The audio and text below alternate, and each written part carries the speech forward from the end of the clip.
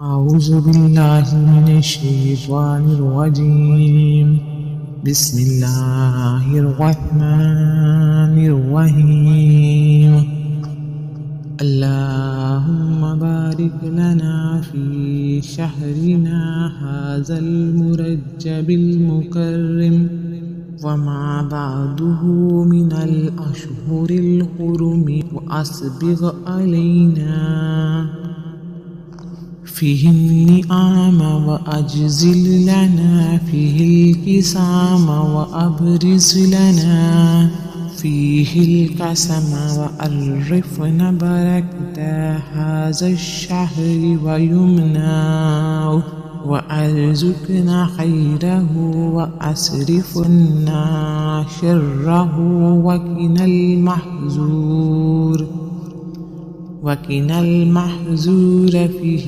بلغنا شهر الصيام وما بعده من الأيام والأوام، وأغفر